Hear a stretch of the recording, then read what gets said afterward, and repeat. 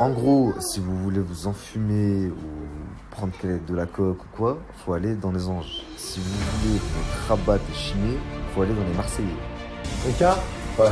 faut que je te parle d'un truc important. Il y a ma coûte aussi. Tu peux venir avec moi tout seul? Ouais. Je suis là, moi je l'assume, d'accord? Je suis pas là à dire que c'est vrai tout ça. Non, mais oui, j'ai déjà essayé.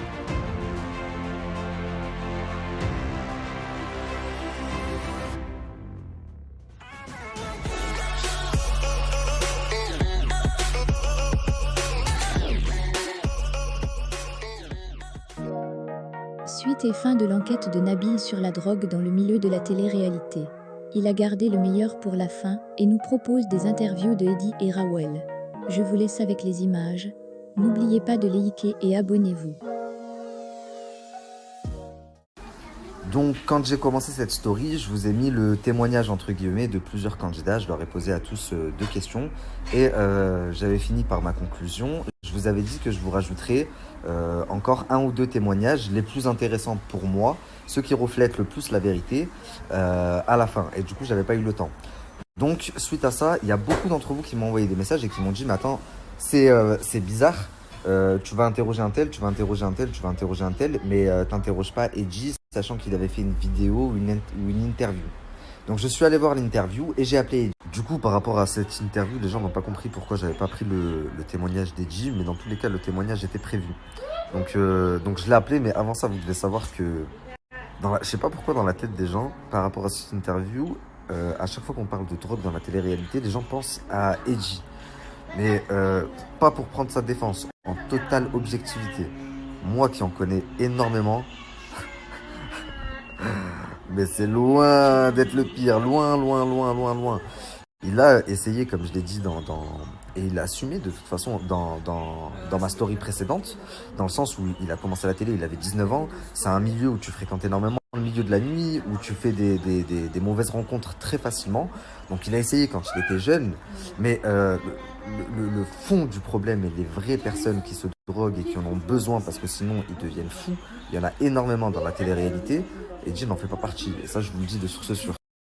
Par contre, ce qui est sûr, c'est que vrai ou pas, et même s'il a essayé plus jeune, il aurait jamais dû le dire sur les réseaux sociaux. Je crois que c'est l'erreur monumentale de communication, enfin le truc à ne pas faire.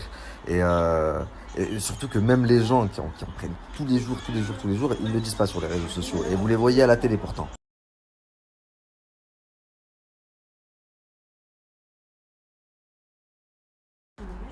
Elle, par exemple, grande consommatrice, et pourtant à la télé, vous la voyez prude, tête de première de la classe, saine, alors que les apparences sont trompeuses. Donc Edgy a cru bien faire en se disant, moi j'assume tout, j'ai essayé, j'ai déjà essayé, mais c'est rien comparé à ce que les autres font.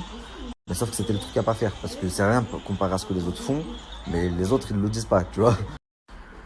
Dans le sens où chacun fait ce qu'il veut. Chacun fait ce qu'il veut de sa vie.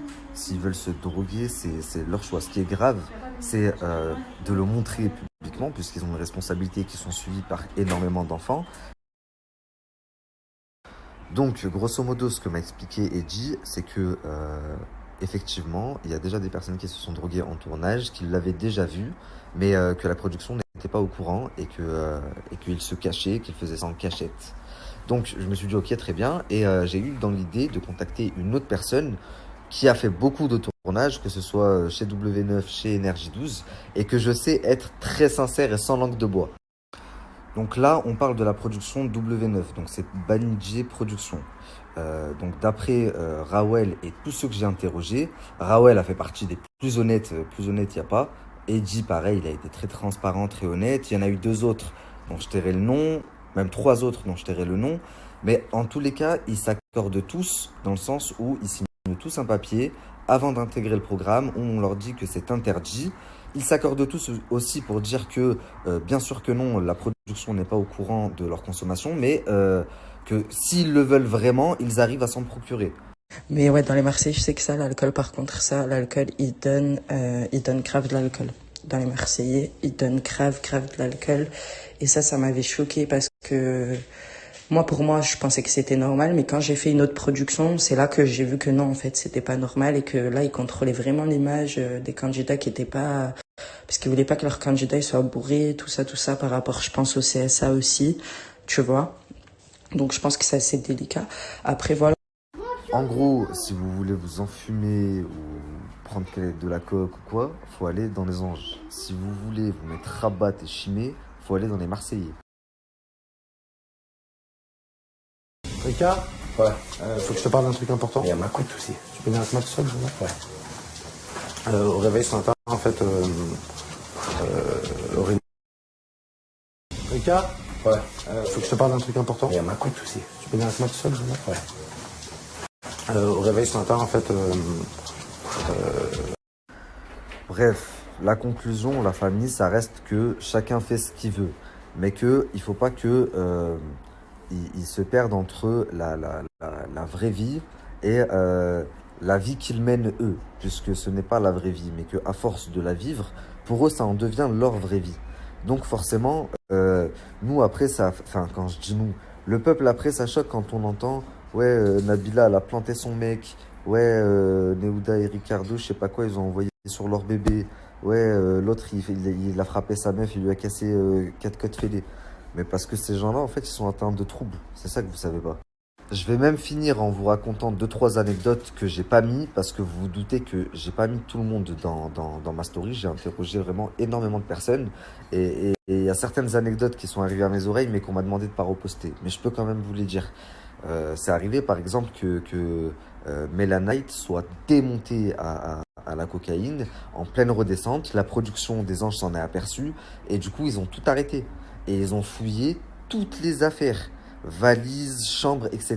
Ils se sont pas arrêtés tant qu'ils trouvaient rien.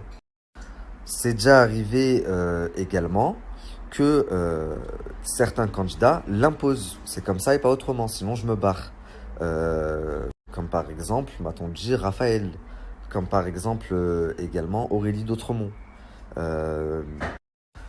Une fois, et c'était dans les Marseillais, croyez-moi, c'est de sources sûres, Julien, il était en serrage, il voulait se barrer, il voulait rentrer en France. Et la production lui a demandé s'il avait besoin de quelque chose, cocaïne ou autre. Et ça, croyez-moi, c'est la vérité. Donc oui, ils leur font signer des papiers, oui, c'est interdit, oui, les candidats n'ont pas le droit. Mais pour certains candidats, là en l'occurrence, pour pas que Julien parte, ils étaient prêts à lui mettre à disposition tout ce qu'il voulait. Mais lui a refusé, je tiens à le préciser. Il a dit qu'il avait pas besoin, que tout ce qu'il voulait, c'était rentrer chez lui. Bref, la famille, faites attention aux personnes à qui vous donnez votre confiance, aux influenceurs que vous suivez. Ils se disent influenceurs, mais eux-mêmes sont influencés. Donc voilà, c'est super important. Sans compter les douilles qu'ils vous mettent avec les sites frauduleux et tout, je vous parle de l'image et de l'influence qu'ils peuvent avoir sur vos enfants. Et ça, c'est important. Et n'oubliez pas aussi que c'est vous qui avez le pouvoir. Si demain vous décidez de boycotter ces personnes-là de vos écrans, et, ben, vous pouvez le faire, vous en avez le pouvoir.